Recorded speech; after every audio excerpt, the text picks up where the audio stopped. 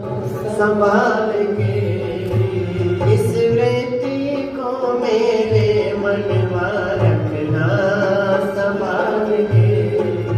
हम लाए ब्रह्माकार वृत्ति, लाए ब्रह्माकार वृत्ति गुरुद्वार से।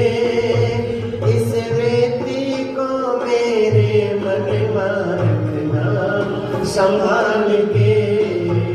इस वृत्ति को मेरे मनवा रखना संभाल के।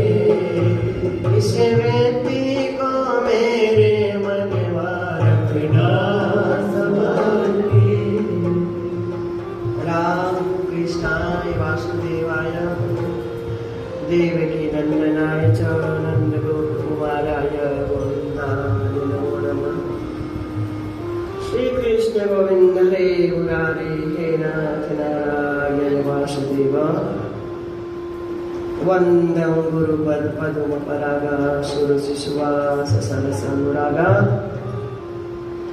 तेहि कर विमल विवेक विलोचन वर्णंगा मचरित भवमोचन। राम शिव श्री राम जय राम जय जय राम।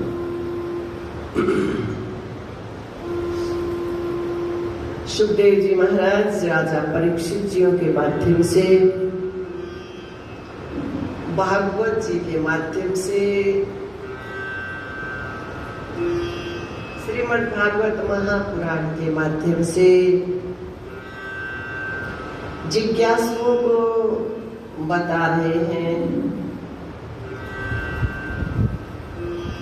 कि जो तत्व, जो शिव, जो राम, जो कृष्ण, जो चेतना हम सबके भीतर है, उसी का बाहर फैलाव है, विस्तार है। उसी विस्तार की चर्चा कल के सत्र में श्रवण कर रहे महाराज ध्रुव जी अपने स्वरूप को समझ लेने के बाद, वास्तविकता को समझ लेने के बाद कि मन, बुद्धि और इंद्री आप ही देह समासा, सब कुछ करता कुछ नहीं करता, देखो अजब तमाशा। भाव भी तुम ही हो रचना, संगीत तुम ही हो रचना, स्तुति तुम्हारी तुम ही पे गाऊं। ये भाव जब परिपक्व हो गया तो बाह्य जगत में कहाँ बैठे हैं? राजगद्दी में। शरीर कहाँ बैठा है? राजगद्दी पे। मन कहाँ है? व्यासपीठ पे। समूह में रहते हुए एकांत में है। राज्य भार में रहते हुए मन कहाँ है गुरुजियों का? एकांत में है, आत्माराम में है, चेतना में है, अपने रूप में है, अपने स्वरूप में है। रूप में, नाम में रहते हुए मन कहाँ है? स्वरूप में है, अपने में है। ये है वो वृत्ति। हम लाए ब्रह्माकार वृत्ति, लाए ब्रह्माकार वृत्ति गुरुद्वार से। इस वृत्ति को मेरे मनवा रखना संभाल के। इस वृत्ति को मेरे मनवा रखना संभाल के। हम लाए ब्रह्माकार वृत्ति, लाए ब्रह्माकार वृत्ति गुरुद्वार से। इस वृत्ति को मेरे मनवा रखना संभाल के। इस वृत्ति को मेरे मनवा रखना संभाल के। इधर गुरु जी के छोटे भाई उत्तम शिकार खेलने निकल पड़े। यक्षों से भेंट हुई, मारे गए। माँ सुरुचि के पुत्र वियोग में निकले जंगल में, अग्नि भड़की और शरीर स्वाहा हो गया। वही मानव चोला दुरुचियों को है, दुरुचि का है।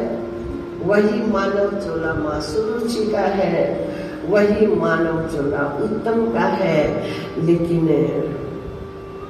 मन का परिवर्तन हो गया, मन घूम गया, मन वास्तविकता में आ गया, तो ये मानव जीवन क्या हो गया? धन्य हो गया। और यदि मन विमुख हो गया तो दुविधा में दोनों गए, न माया मिली न राम। अब दुरुचियों ने ये दिखाते हुए व्यवहारिक जगत में कि भाई की मृत्यु का बदला लेने के लिए यक्षों पे चढ़ाई की, तो मनु महाराज ने प्रकट होकर समझाया, तुम्हारे लिए ये शोभा नहीं है, ये हमारे बड़े हैं, ये हमको उपदेश है, ये आवाज है शास्त्र की, ये हमारे पितृ हैं, पूर्वज हैं। ब्राह्मण ने और यक्षों के महाराज कुबेर से क्षमा मांगो। क्षमा याचना की। महाराज कुबेर जी ने कहा, न आपके भाई को किसी यक्ष ने मारा, न आपने किसी यक्ष को, ये तो शरीरों के प्रारब्ध है। तुलसी जैसी भव्यतव्यता वैसी मिले सहाय, आप नावेताई पहिता ही तहां ले जाए। मैं तुम्हारे शील स्वभाव से बहुत प्रसन्न हूँ, मांगो। बोले बस भगवान के श्री चरणों की भक्ति का आशीर्वाद दे दो, अनन्य भक्ति का आशीर्वाद दे दो। यानी मन और भक्ति, नारायण और मैं दो न रहे, अनन्य भक्ति का आशीर्वाद दे दो। ठीक है। इन्हीं के वंश में आगे चलकर प्राचीन बनी नाम के राजा हुए, बड़े तगड़े कर्मकांडी। लेकिन एक एक यज्ञ में न जाने कितने पशुओं की बलि दे डालते। नारद जी महाराज आए, आवाज लगाई है, वेद कभी हिंसा की प्रवृत्ति नहीं सिखाता है नारायण। तब ये उपराम हुए। इन्हीं के आगे महाराज, इन्होंने अपने पुत्र को सत्ता सौंपी। इन्हीं के आगे महाराज परचेतागण में, परचेतागणों को महाराज दक्ष हुआ।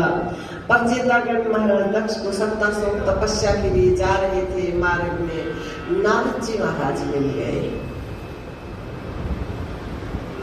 कहा, हमारा जीवन बहुत कम बचा है, आयु बहुत कम बची है, कोई ऐसा साधन बताओ जितना समय बचा है उतने में ही हमारा मन कल्याण को प्राप्त हो जाए, आत्मबोध को प्राप्त हो जाए। इनको भगवान के साकार स्वरूप का भी दर्शन हुआ।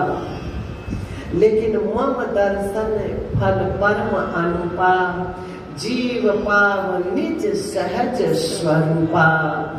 हमारा मन अपने स्वरूप में चला जाए, ऐसा कोई साधन, ऐसी कोई सीढ़ी, ऐसी कोई उपासना, ऐसी कोई युक्ति बताओ। तो नारद जी ने 3 सूत्र दिए। दया सर्वभूतेषु संतुष्ट येन वा, इंद्रिय उपशांत्य च तुष्यत्यासु जनार्दनः। दया सर्वभूतेषु, दया अपने मन पे करे।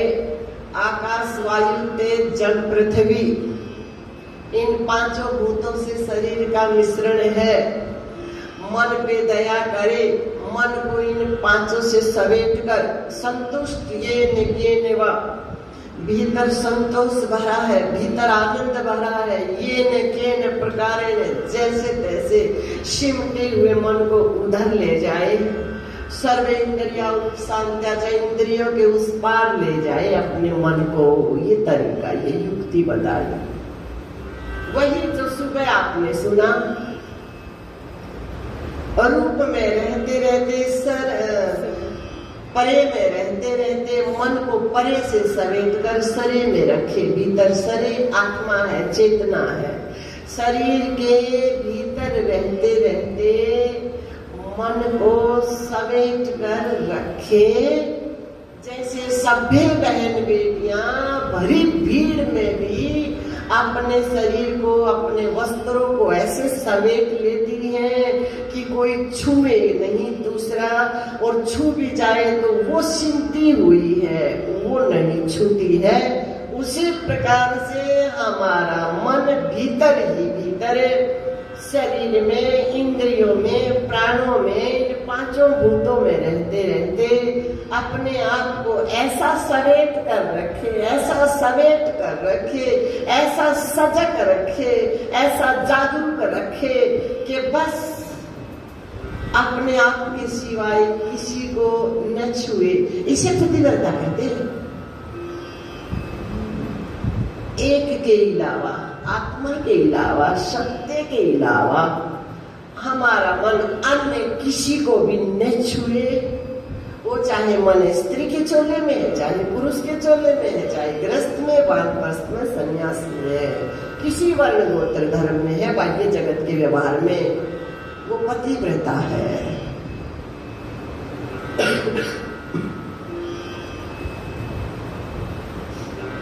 कल्याण को प्राप्त हुए।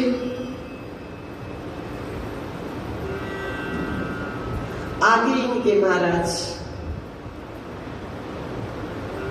जो दूसरे पुत्र हैं महाराज प्रियव्रत, पहले उनको महाराज मनुसूत्र के जो दूसरे पुत्र हैं, पहले उनको वैराग्य हुआ। वैराग्य का मतलब है जैसे कि हम अग्नि पे तवा रखते हैं और फूल का बेल करके तवे पे डालते हैं, साथ साथ दूसरी तरफ क्या आ जाता है, सेक आ जाता है उस फुलके पे, रोटी पे। दूसरी साइड साथ साथ क्या आ जाता है, सेक आ जाता है। उसी प्रकार से वैराग्य बाहर से तो आता नहीं, वैराग्य तो भीतर ही है। वैराग्य फूटा तो साथ साथ ज्ञान।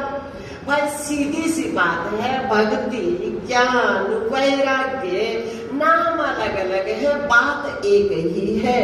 यदि वैराग्य का बात फूट पड़ा तो ज्ञान अलग नहीं है। फिर वैराग्य का मतलब है सब ओर से मन सिमट जाना।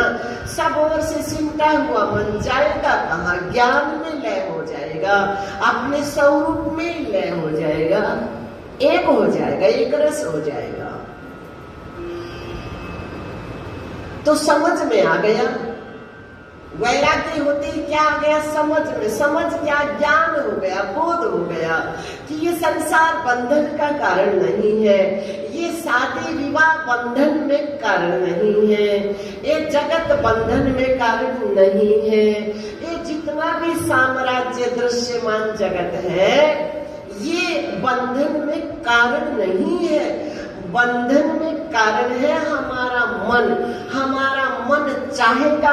अब जैसे आप बैठे हो यहाँ सत्संग में, आपका मन चाहेगा तो आप बैठोगे। जबरदस्ती आपको नमो नारायण, सब महापुरुषों को नमो नारायण, जबरदस्ती आपको कोई नहीं बैठा सकता यहाँ। आपका मन चाहेगा तो सुनेगा, नहीं चाहेगा तो दाएं बाएं डोलेगा। कितने माइक लगाओ, कितनी ऊंची आवाज में बोलो, लेकिन आपका मन नहीं चाहेगा तो नहीं सुनेगा, क्योंकि मन को भगवान ने स्वतंत्रता दी है। ये आपकी स्वेच्छा पे निर्भर करता है।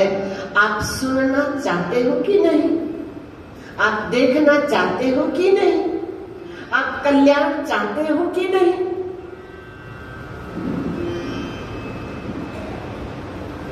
तो ये बात समझ में आ गई। भीतर ही भीतर जब वैराग्य हुआ, ज्ञान हो गया, समझ आ गया, नहीं नहीं ये सब बंधन में कारण नहीं है।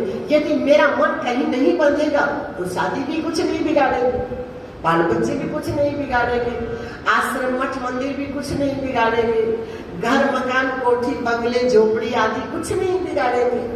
हाँ, मेरा मन यदि एक तिनके से भी बंध गया तो सब बिगड़ जाएगा। ये उपदेश देते हुए फिर इन्होंने 2 विवाह किए। एक रानी को 3 पुत्र हुए, तीनों मनवंतरों के अधिपति रहे। दूसरी रानी को बहुत से पुत्र हुए, 10 पुत्र हुए। 3 तो नारद जी का सत्संग सुना और निवृत्ति मार्ग पे चले गए, साधु बन गए। 7 बजे महाराज प्रियव्रत ने विचार किया, रात्रि सोकर बेकार करते हैं, मैं ऐसा उपाय करता हूं कि रात्रि होने न पाए। हमको उपदेश दे रहे हैं,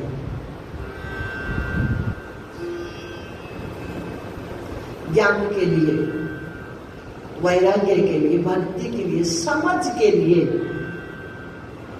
कोई समय की पाबंदी नहीं है।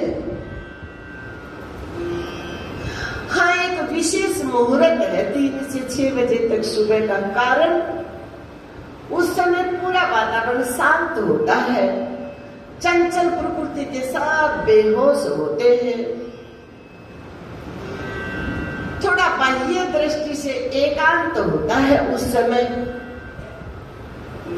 साधक के लिए ये, साधना के लिए उत्तम है ये समय। बाकी जिज्ञासु के लिए तो 24 घंटे उत्तम है। नहीं तो गोपियां क्यों कहती महाराज यहाँ तो श्वास श्वास में पूजा हो रही है।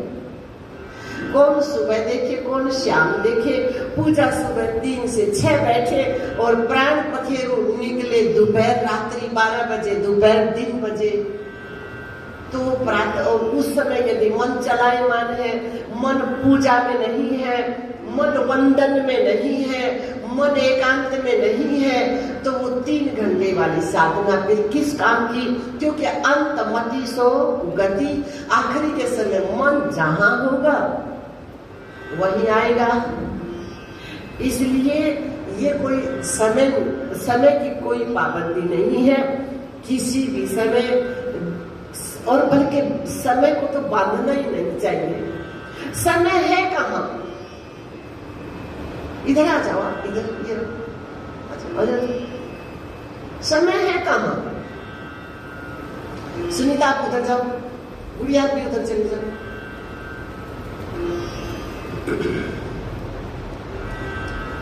देखो व्यवहारिक जगत में देखेंगे तो समय कहाँ है ही नहीं समय।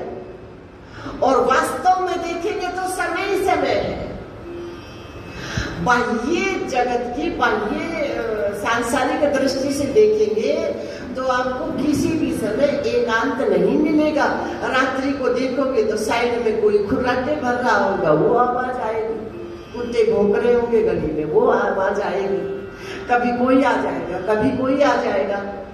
तो बाह्य जगत में एकांत की कामना नहीं करनी चाहिए। और भीतरी जगत में अखंड एक रस एकांत है। यदि आपका मन एकांत में जाना चाहे तो निर्भर आपके मन पे करता है। यही सिखा रहे हैं कि रात्रि होने ही नहीं पाए, ऐसा कुछ करता, ऐसा कुछ करता। अपने तप के प्रभाव से ऐसा दिव्य तेजस्वी रथ स्थापित किया, आरूढ़ होकर पृथ्वी के चक्कर लगाने प्रारंभ किए। 7 दिनों तक रथ के तेज के प्रभाव से दिन जैसा माहौल बना रहा। मनु महाराज ने प्रकट होकर समझाया, प्रकृति के नियम में व्यवधान डालने की आवश्यकता नहीं है। प्रकृति साधन भजन में विघ्न नहीं है। प्रकृति क्या विघ्न डालती है?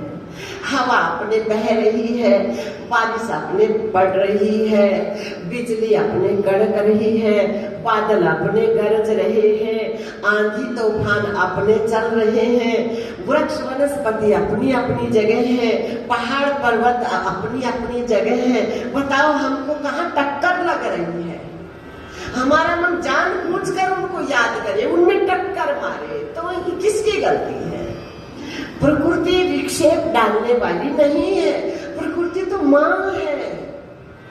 माँ कभी बच्चों को विक्षेप करना चाहती है, कभी विक्षेप डालना चाहती है क्या? नहीं नहीं, प्रकृति तो माँ है।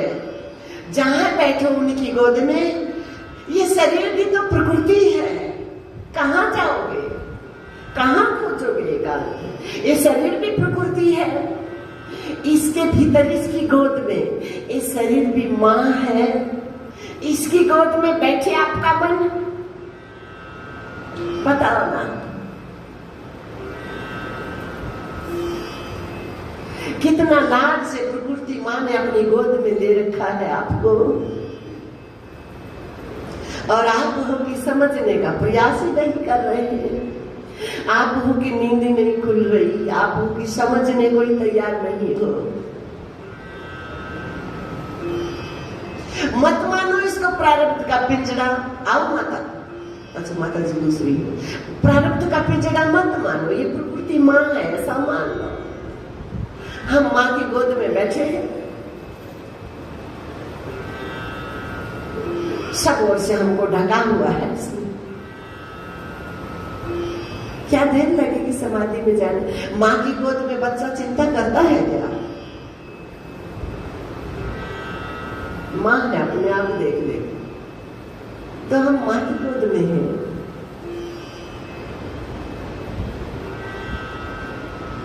कितना आनंद है। तो कहा प्रकृति के नियम में व्यवधान मत डालो, ज्यादा ज्ञानवान बनने का प्रयास न करो। मान गए, हट गए, ठीक है। रथ के प्रभाव से पृथ्वी में 7 गड्ढे बने, 7 द्वीपों में बट गई। 7 द्वीप, अविद्या, अस्मिता, राग, द्वेष, अभिनिवेश, अहंता और ममता। 7 पुत्रों को एक द्वीप का अधिपति बना दिया। इनके बड़े पुत्र महाराजा गनिंद्र हुए। महाराजा गनिंद्र का पुरोचित अप्सरा से विवाह हुआ। 9 पुत्र हुए। जम्बू द्वीप को 9 भागों में बांटा और एक भाग सौंप दिया।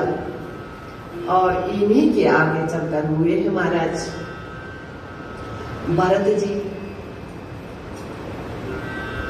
भरत जी की चदरिया उड़कर भगवान हमको ये उपदेश देते हैं। अवतार का कारण क्या है? देखो ना, उधर सुखदेव की चदरिया उड़ करके और भगवान ने हमको कितना सुंदर उपदेश दिया। फिर भगवान व्यास देव जी की चदरिया उड़ी और कितना सुंदर उपदेश दिया। और आप देखो भगवान ने भरत जियों की चदरिया उड़ी है और उपदेश दे रहे हैं। अभी हमको किन का प्रश्न था? ये भी था प्रियव्रत जियों का। प्रियव्रत ने पहले देखा, वैराग्य हुआ कि जगत बंधन का कारण नहीं, शादी बंधन का कारण नहीं, ये दिखाया पहले। अब क्या दिखा रहे हैं कि देखो वास्तव में जगत बंधन का कारण नहीं है, बंधन में कारण हमारा मन है। भरत जियों के प्रश्न के माध्यम से ये उपदेश दे रहे हैं कि भरत जी अपने सुमति नाम के पुत्र को सत्ता सौंपकर गंडकी नदी के किनारे तपस्या में लग गए। नाटक नहीं कर रहे, वास्तव में छोड़कर गए हैं। वास्तव में छोड़कर गए हैं, दिखावाबाजी नहीं किया।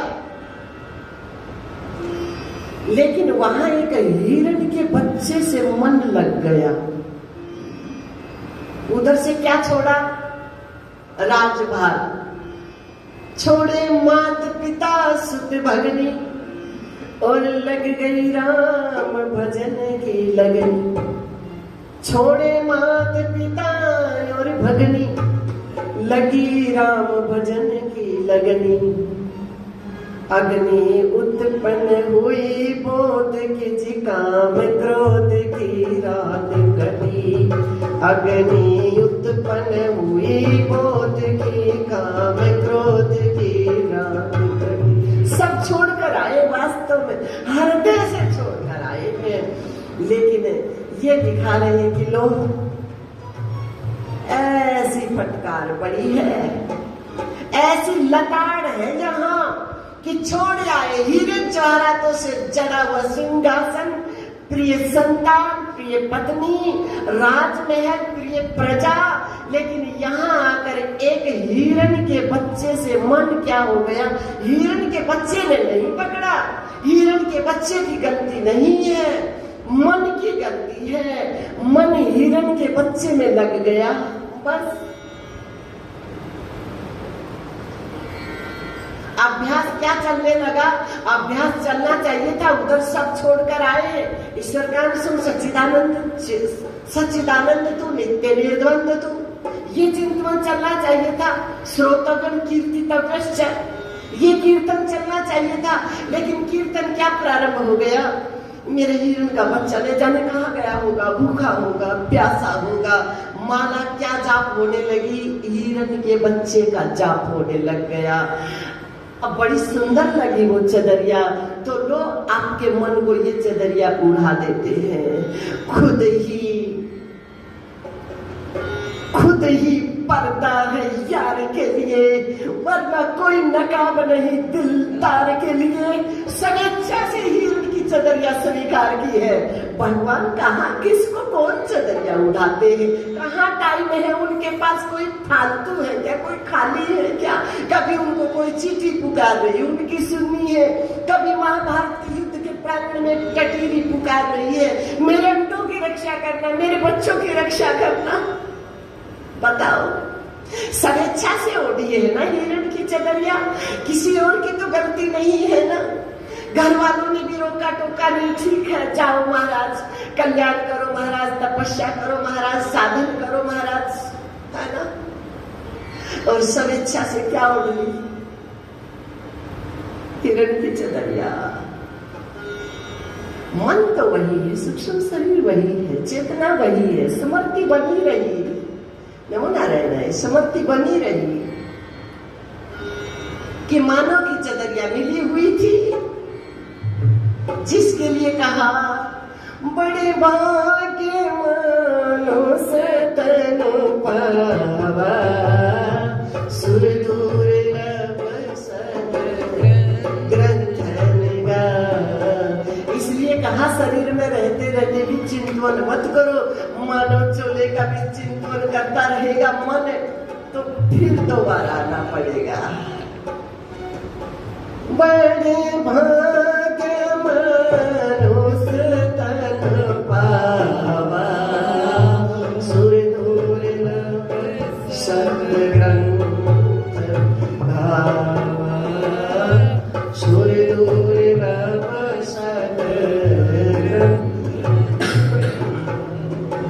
साधन धाम मोक्ष करे द्वारा, पाए न जेहि परलोक संवारा, पाए न जेहि परलोक संवारा। शोभा तर दुख पावई, अज सिर धुन धुन पछताई, फिर काल ही कर्म ही ईश्वर ही मिथ्या दोष। अपनी गलती काल समय पे, समय नहीं मिला, कर्म ही भाग्य में ही नहीं था, ईश्वर ही, ईश्वर की कृपा नहीं हुई। लो और वजन लाद लिया, हल्की करने के बजाय और दोष ले लिया। समय पे थोप रहा है, भाग्य पे थोप रहा है, परमात्मा पे थोप रहा है अपनी गलती को। ये अविवेक है। तो अब ऐसा चिंतन चलने लगा हिरण के शरीर में रहते रहते। मानव का चोला था, मानव का चोला था। लो महाराज, फिर मानव का चोला मिल गया ब्राह्मण के यहाँ। जैसी मति वैसी गति, लोकोक्ति यह सत्य मानकर आज शांत शीतल देश में यदि वास्तव में नहीं जा सके मन, तो चिंतन तो वो करे, चिंतन तो आत्माराम का करे, चिंतन तो अपने स्वरूप का करे। जब ये घटित हो सकता है, हिरण का चिंतन किया तो हिरण की चदरिया आ गई, मनुष्य के चोले का चिंतन किया तो मनुष्य का चोला आ गया। तो आत्मचिंतन मन करेगा तो आत्मबोध को क्यों नहीं प्राप्त हो जाएगा महाराज? अवश्य हो जाएगा। जब वो हो सकता है तो ये क्यों नहीं? भगवती जगदम्बा सती के रूप में यही तो सिखाती है। शिव के रूप का ध्यान करते करते देह त्याग किया, ते ही कारण ही में गिरी रह जाई, जन्मी पार्वती तनु पाई, जन्मी पार्वती तनु पाई।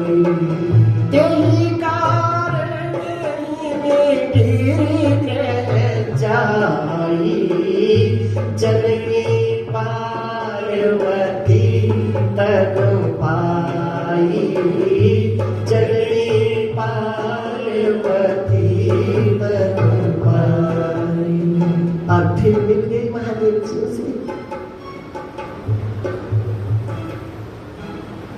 ये हमारे बस का काम है, हमारे हाथ की बात, हमारे बस का काम है, हमारे बस से परे नहीं है। फिर मानव का चोला मिला, लेकिन जानते हैं,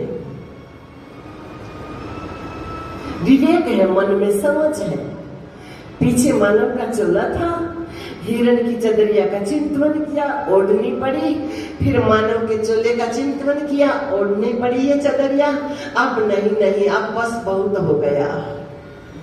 अब तो जंगल में रहते हैं, जो मिलता है हाथ तक का नाम रख दिया, जड़ बुद्धि है, कुछ नहीं आता। बोले इन बातों से तो कुछ बिगड़ेगा नहीं।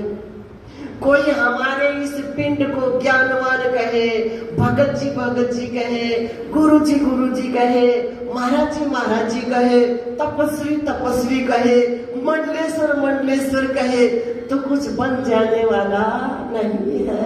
और कोई इसी पिंड को बदमाश कहे, ठग कहे, चोर कहे, तो कुछ हमारा बिगड़ जाने वाला नहीं है। महाराज तोरा मन दर्पण तू कैसा है, तोरा मन दर्पण कहलावे रे, तोरा मन दर्पण कहलावे रे, तोरा मन दर्पण कहलावे। बुरे भले सारे कर्मों को देखे और दिखावे, तोरा मन दर्पण कहलावे रे, तोरा मन दर्पण कहलावे। ये उपदेश देते हुए जड़ पर कि कोई क्या कह रहा है, क्या नहीं कह रहा है, आपको कोई जानता ही नहीं। कोई आपकी आरती उतारेगा कैसे? आप तक रूप तक किसी की, स्वरूप तक किसी की पहुंच ही नहीं है, तो कैसे कोई पूजा करेगा, कैसे कोई आरती करेगा, कैसे कोई वंदन करेगा, कैसे कोई निंदा करेगा, कैसे कोई बुराई करेगा। महाराज ये सिखाते हुए भरत जी महाराज पड़े रहते अपने जंगल में। उधर सिंधु सोवीर देश के राजा, यहाँ डाकुओं के सरदार को संतान नहीं, अपने सेवकों से कहा, भद्रकाली के मंदिर में गया, मुझे पुत्र प्राप्ति हो जाए तो भगवती मनुष्य की बलि चढ़ाऊं।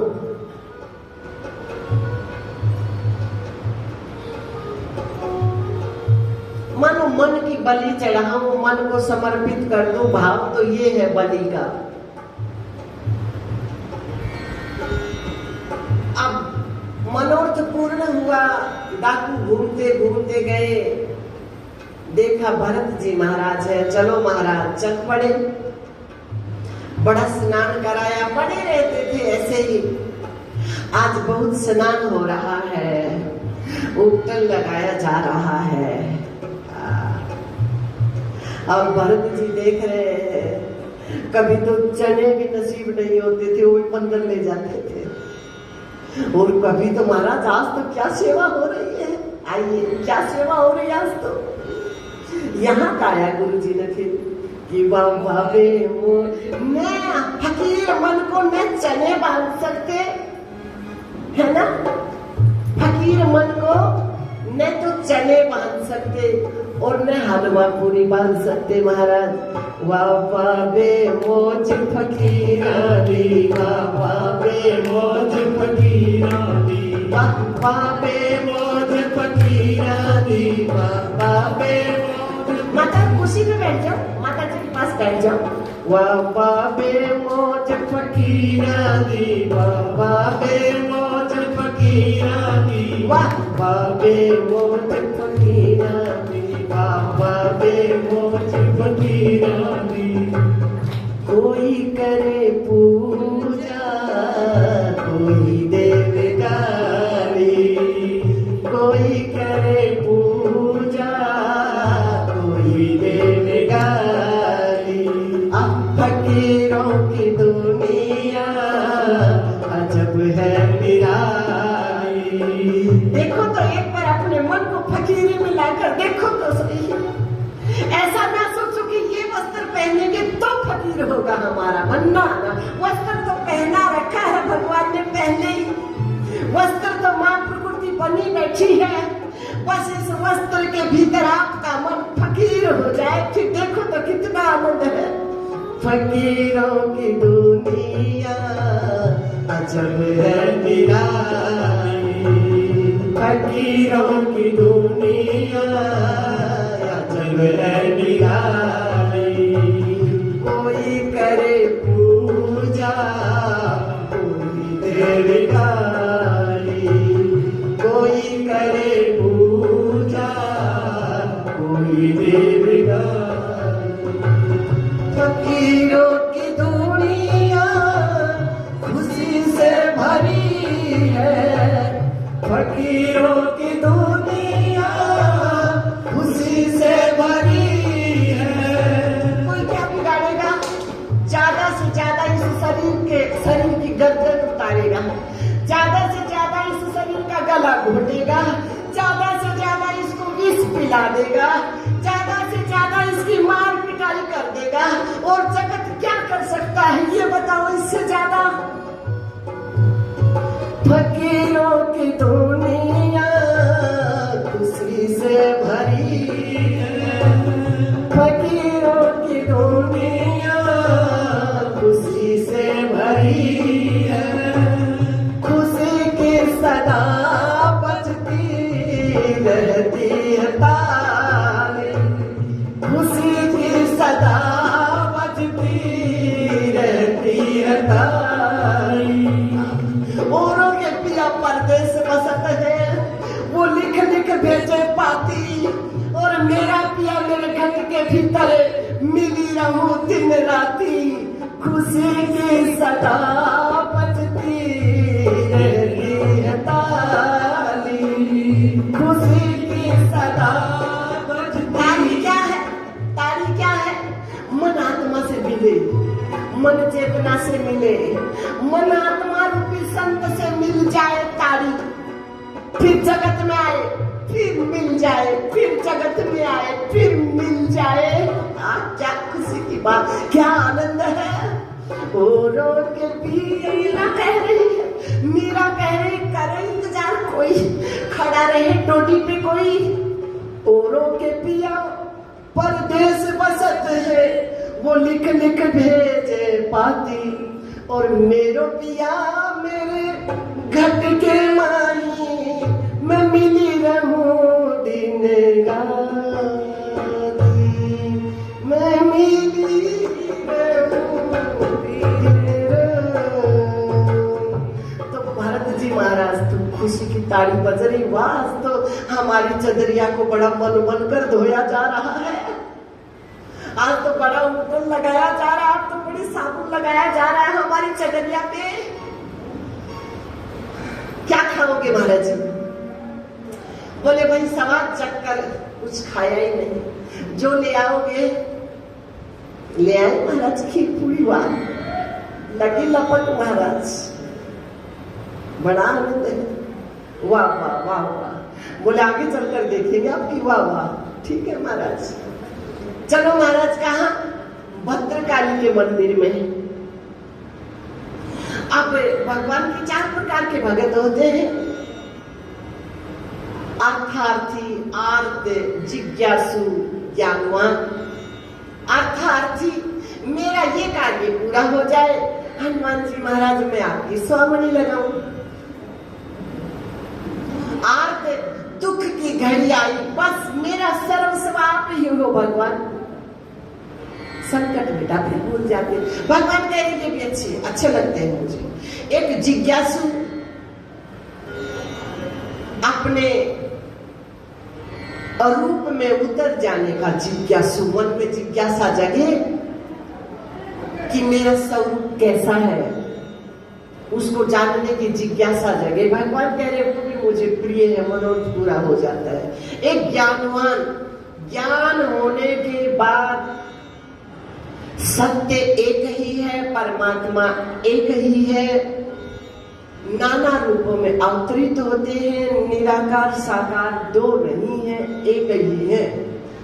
ये जान लेने के बाद ज्ञानोत्तर भक्ति, जो मेरे साकार स्वरूप का भजन करता है, ज्ञानोत्तर मतलब जैसे जब समाधि में मन गया तो राम हमारा जाप करे, हम करें विश्राम, और फिर जब मन बाहर आए तो भगवान के साकार स्वरूप का चिंतन, जैसे गोपियां ज्ञानोत्तर भक्ति में रहता है उनका मन।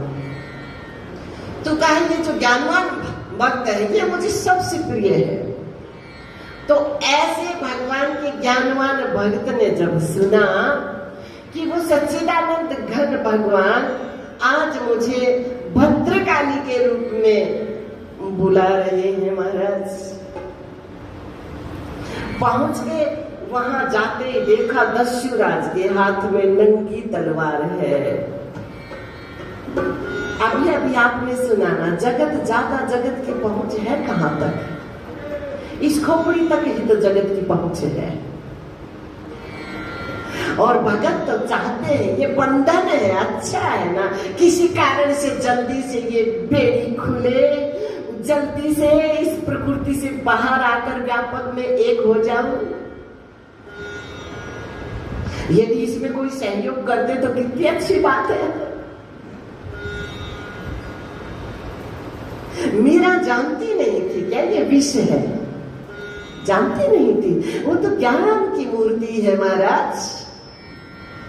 वो तो जब चाहे एक श्वास में निराकार को साकार बनने के लिए मजबूर कर देने वाली एक शक्ति है महाराज, एक साधना है महाराज, एक सिद्धि है महाराज, एक चलती फिरती ज्ञान की गंगा है महाराज। क्या मीरा नहीं जानती थी ये विषय है?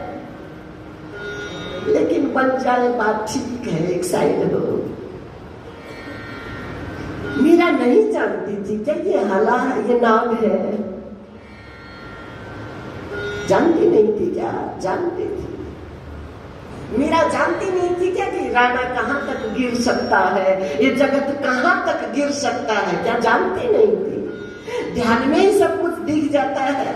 और वो तो एक है, ब्रह्म के साथ एक हो रखी है, तो सब आंखें खोलकर भी सब देख रही है और बिना खोले भी सब देख रही है। लेकिन शरीर में आसक्ति नहीं है, शरीर से लगाव नहीं है, मन कृष्ण रूप हो चुका है। उसी प्रकार से देखा दस्युराज के हाथ में तलवार है, और आज ब्रह्मानंद में अद्वैत की मस्ती में झूमते रहने वाला एक मन साकार स्वरूप में चंद्रिया जो माँ की ओटी है उनसे बात कर रहे, माते हमको कोई भय नहीं है, ये तलवार हमको छू ही नहीं सकती, ये तो आपको ही छुएगी माता, क्योंकि शरीर क्या है? माया है। शरीर क्या है? प्रकृति है। प्रकृति है शरीर, तो मुझे कहां छू सकता है इसकी तलवार? आपको छुएगी, और आपको छुएगी तो आपकी कितनी बदनामी हो जाएगी पता है क्या? पतिव्रता को कोई छुए तो महाराज भद्रकाली प्रकट हुई, हाथ से तलवार छीनी। सुबह सुना ना दुर्योधन के प्रसंग में गुरुजी ने कितना सुंदर कहा, अरे मत हाथ चीर कर ला दिए तन चीर चीर खा जाना, मत हाथ चीर कर ला दिए तन चीर चीर खा जाना। अरे सोच समझ के कर जा टाड़ा, सोच समझ के कर जा टाड़ा, मत न कर वीरों का गाड़ा, मत न कर वीरों का गाड़ा। आत्मानंद ये भी द्रौपदी के चीर के लिए कह रहे हैं, एक सती के वस्त्र के लिए कह रहे हैं, आत्मानंद ये विषयर काला, आत्मानंद ये विषयर काला। रे मत भूल से चिंगरा दिए तन चीर चीर खा जागा। मत भूल से चिंगरा दिए तन चीर चीर खा जागा। मत हाथ चीर कहला दिए तन चीर चीर। कौरव कुल दिन आ गया घोड़ा, अब चारों तरफ मचेगा रोड़ा।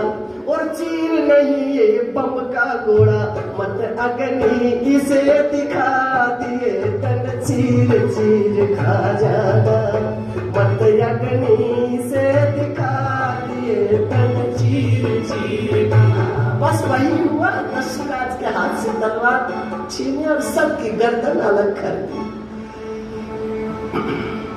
निहाल हो गए भरत जी।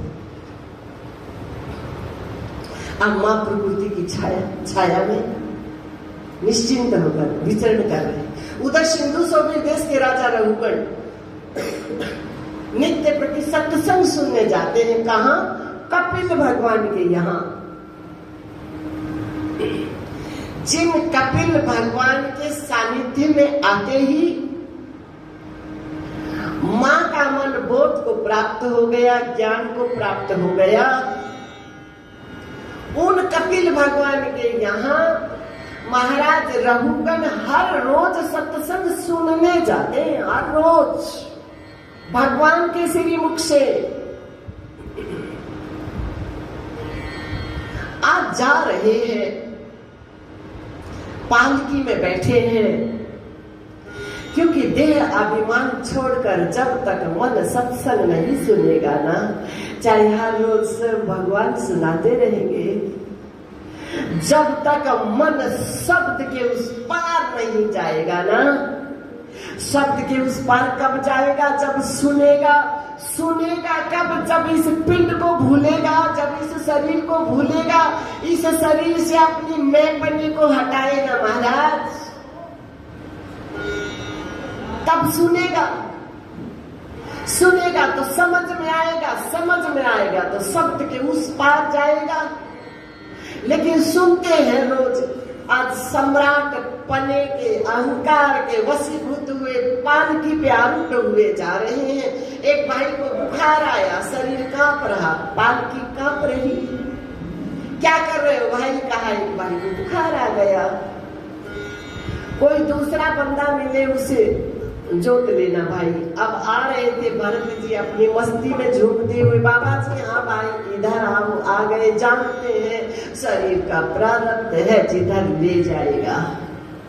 लगाए, पालकी में लग गए।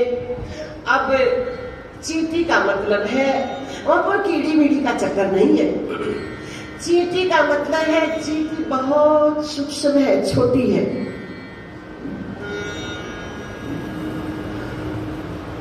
बस उतनी सी देर के लिए मन की वृत्ति क्या होती है? लय होती है। चींटी मतलब मनोवृत्ति इतनी सूक्ष्म हो गई, इतनी सूक्ष्म हो गई, बाहर कहीं विस्तार नहीं है, बाहर कहीं फैलाव नहीं है। अब चींटी जितनी मात्रा में वो शरीर में है मन के साथ मनोवृत्ति, बाकी अपने घर में है।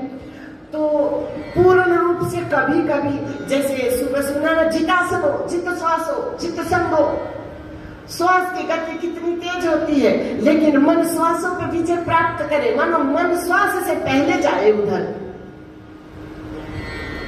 श्वास से जित श्वासों का मतलब है, श्वासों पे विजय पाने का मतलब है। जैसे ही श्वास ऊपर की तरफ जाए, नाभि तक तो जाना ही नहीं चाहिए मन का चिंतन, बस यहीं तक रहे। श्वास यहाँ तक जाए, उससे पहले मन जाए ब्रह्म गुफा की ओर, आत्म चिंतन में, उससे पहले जाए मन, श्वास को पीछे ही छोड़े। तो उतनी सी देर के लिए मन क्या हुआ? पूर्ण रूप से शरीर से अलग हुआ। मन शरीर का संग छोड़ेगा तो शरीर क्या करेगा? लड़खड़ाएगा। शरीर लड़खड़ाया तो पालकी भी लड़खड़ाई। और राजा ने पूछा क्या कर रहे हो? बोले महाराज अभी जो नया बंदा लगा, इसकी चाल बड़ी विचित्र है, लगता है हम सबकी छुट्टी कराएगा। देखा व्यंग किया, मजाक किया। शरीर तो हष्ट पुष्ट है। आपने सुना ना, ज्ञानवान को हष्ट पुष्ट शरीर से नहीं पहचाना जा सकता, दुबले पतले शरीर से नहीं पहचाना जा सकता। शरीर की क्रियाकलाप से ज्ञानवान को नहीं पहचान पाओगे महाराज। तो व्यंग किया, मजाक किया, दुबला पतला है, सुबह से लगा है, थक गया होगा। भरत जी कुछ नहीं बोले। थोड़ा आगे बढ़े तो फिर वृत्ति लय हुई और फिर शरीर डगमगाया, तो फिर पालकी डगमगाई। आपकी बात तो हे बोढ़ारा मंद बुद्धि, तुम्हारा मैं उसी प्रकार से इलाज करूंगा जिस प्रकार से यमराज पापी पुरुषों को दंड देकर उनका इलाज किया करते हैं। आज बोले बड़ा सुंदर, मानो सत्संग का फल मिलने जा रहा है, या यूं कहो भगवान कपिल अपने साकार स्वरूप का दर्शन का परिणाम देने जा रहे हैं। तुलसी बाबा कह रहे हैं ना कि मम दर्शन फल, साकार स्वरूप के दर्शन का परिणाम, मम दर्शन फल परम अनूपा, जीव पावे निज सहज स्वरूपा, जीव पावे निज सहज स्वरूपा, मम दर्शन फल परम अनूपा, जीव पावे निज सहज स्वरूपा। समझ में आया? निज अपना स्वरूप कैसा है? सहज है। जीव पावे निज सहज स्वरूपा, जीव पावे निज सहज स्वरूपा। तो मन कपिल भगवान अपनी साकार मूर्ति के दर्शन का फल देने जा रहे हैं। संत विशुद्ध मिले पुण्य तब ही, राम कृपा करी चित वही जब ही। संत गुरु जैसे, अपने गुरु जैसे महापुरुष कब मिले? जब ईश्वर कृपा दृष्टि से, करुणा दृष्टि से हमारी तरफ देखे तो मिलन करा देते हैं ऐसे महापुरुष का। संत विशुद्ध मिले पुण्य तब ही, राम कृपा करी चित वही जब ही, राम कृपा करी चित वही जब। तो आज परिणाम मिलने जा रहा है। भरत जी बोले बड़ा सुंदर,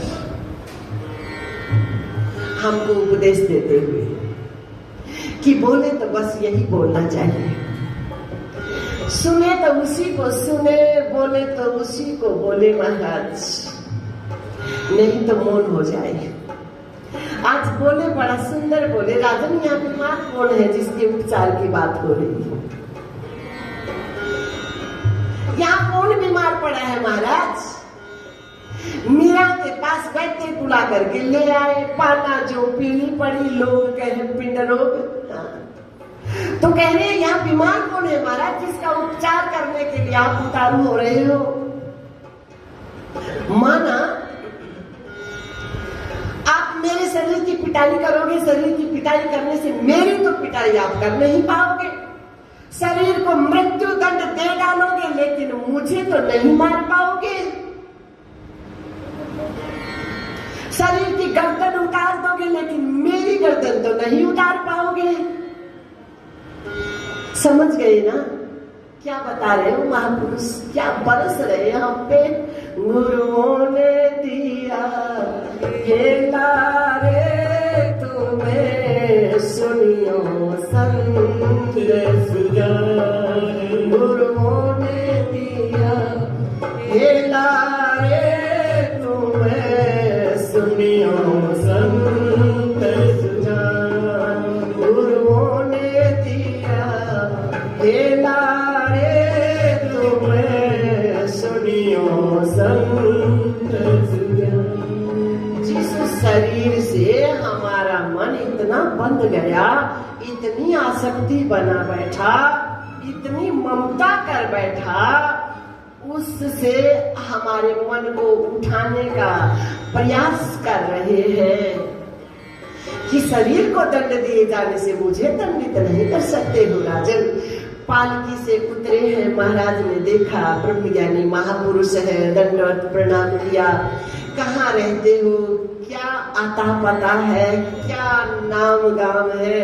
कहा राजन फालतू की बातों में टाइम खराब है, न करो महाराज। क्या सुंदर बात है, इधर उधर की बातों में टाइम खराब न करो महाराज। इस शरीर का कोई नाम हो सकता है, इस शरीर का कोई रूप हो सकता है, इस शरीर का कोई वर्ण गोत्र हो सकता है, इस शरीर का कोई आश्रम हो सकता है, गृहस्थ आश्रम है, वानप्रस्थ है, संन्यास है, इस शरीर का कोई गांव आदि हो सकता है। और मेरा कोई अता पता है ही नहीं जो मैं आपको बताऊं।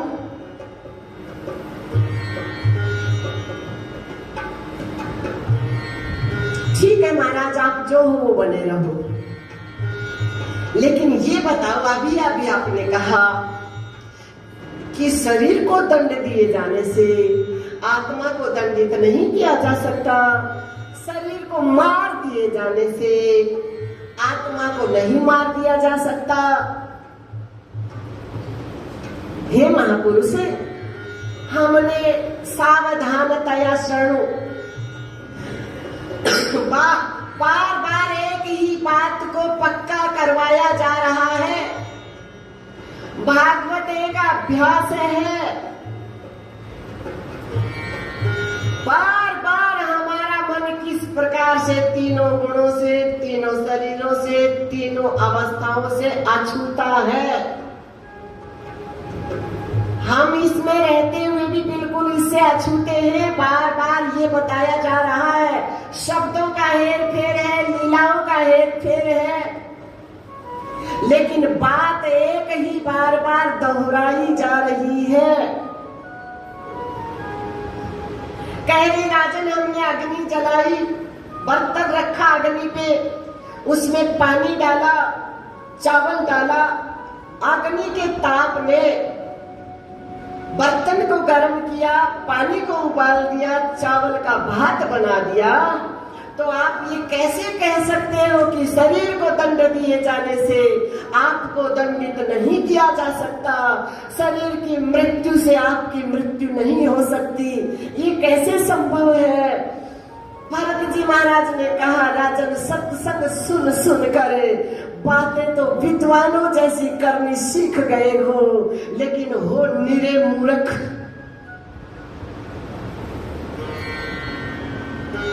भगवान ने भी कहा ना अर्जुन को, मूर्ख जो सोच करे है, पंडितों जो करे बयान, मूर्ख जो सोच करे है, पंडितों जो करे। बातें तो अर्जुन विद्वानों जैसी कर रहे हो, और जो चिंता है तुम्हारी, ये मूर्खता का लक्षण है, ये मूर्खों का लक्षण है।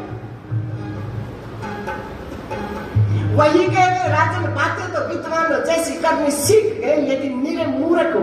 कैसे भगवान, कैसे महापुरुष, कैसे संत भगवान? कहा आपने तीन बातें कही, पानी को उबाल दिया अग्नि ने, बर्तन को गर्म किया, चावल का भात बना दिया, लेकिन उस बर्तन के भीतर क्या है? कुछ भाग खाली रहता है ना, आकाश का। खिचड़ी बनाते हो, दाल बनाते हो, सब्जी बनाते हो, तो जो बर्तन होता है कुछ भाग उसका खाली रखते हो। वो खाली भाग क्या है? आकाश का। जैसे सत्संग भवन है, दीवारें लगाई है, लेकिन बीच में जो खाली भाग है ये क्या है? आकाश। तो उसी प्रकार से तीन शरीर है राजन, ये स्थूल, सूक्ष्म, कारण। तीन अवस्था है राजन, जागृत, स्वप्न, सुषुप्ति। तीन गुण है राजन, सतोगुण, रजोगुण, तमोगुण। और मैं उन तीनों से उस पार हूं, मैं ये नहीं हूं, मैं इनमें हूं, ये मुझ में नहीं है, ये अवस्थाएं मुझ में नहीं है। ये शरीर मुझ में नहीं है, ये तीनों गुण मुझ में नहीं है।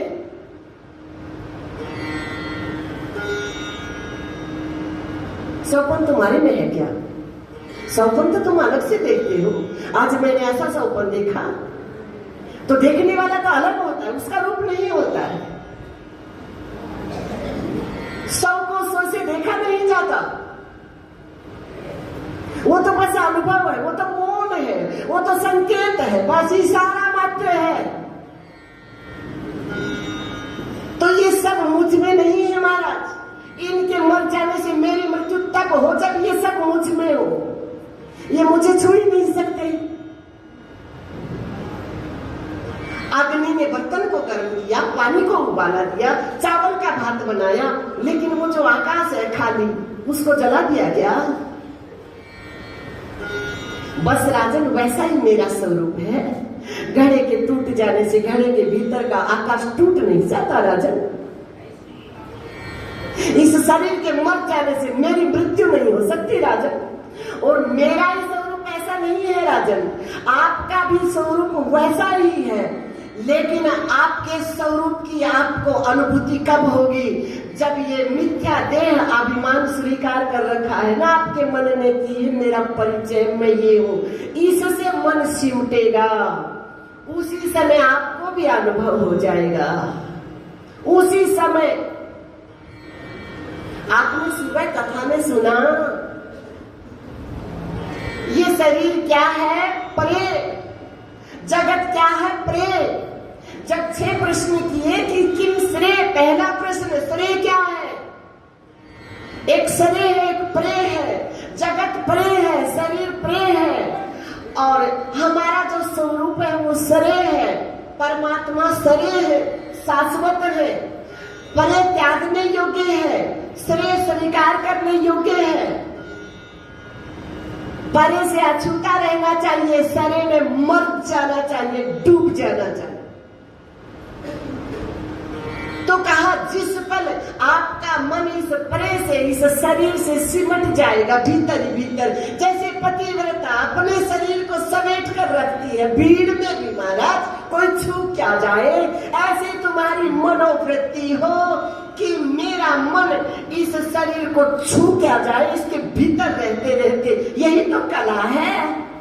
भागने वाला तो कायर होता है, शरीर के भीतर रहते रहते ये कला आ जाए। मरने के बाद मुक्ति कैसे बातें कर रहे हो? हाँ, 3 प्रकार की सालों के सायुज्य सामीप्य वो मिल सकती है भगवान के साकार लोग, लेकिन केवल्य कल नहीं महाराज। केवल्य किसी दूसरे के अधीन नहीं महाराज।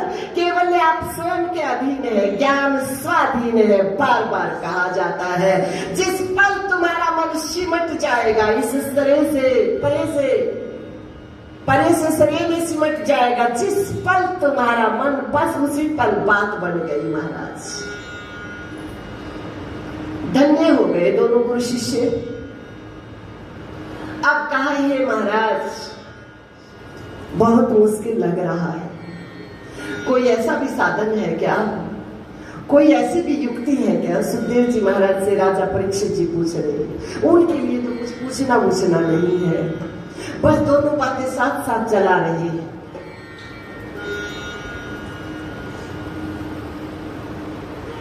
कि एकाएक यदि मन प्रेय से हटकर शरीर में न लग सके तो और कोई उपाय है क्या? कम से कम इतनी युक्ति तो हो कि नरक में तुम्हें जाना पड़े। ऐसा तो कुछ उपाय है क्या? हाँ बोले है ऐसा भी उपाय। क्या? कि भगवान नारायण का नाम अजामिल के प्रसंग के माध्यम से सुनाया कि अजामिल से बड़ी बड़ी गलतियां हो गई थी। देखो सावधान, शरीर गलती नहीं करता महाराज, गलती मन करता है। इस पे तो बेचारे पे यूं ही थोप देते हैं। बस संसार शरीर को जानता है, नाम को जानता है, रूप को जानता है, आपको नहीं जानता।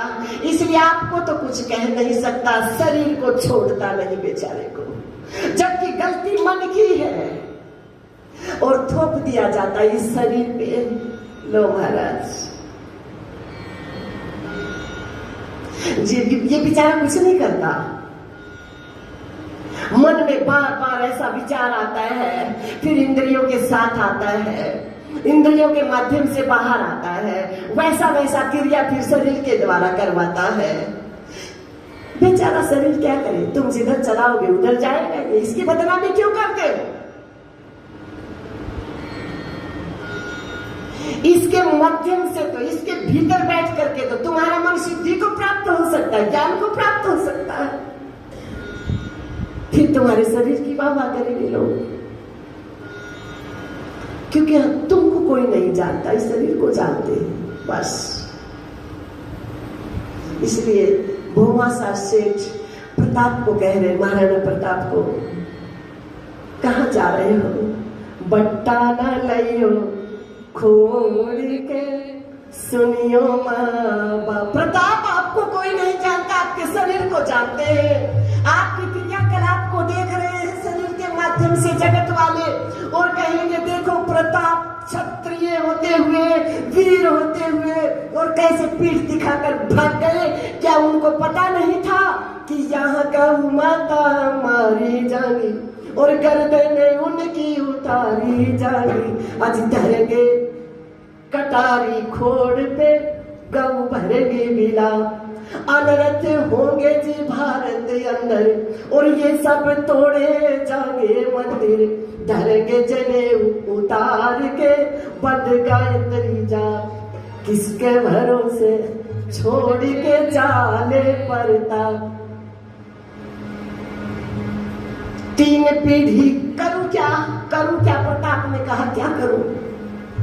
माया से ही तो माया काटी जा सकती है। बोले माया मेरे पास है 3 पीढ़ी की मेरे कमाई, और धर्म है तो सब देऊंगा लाई।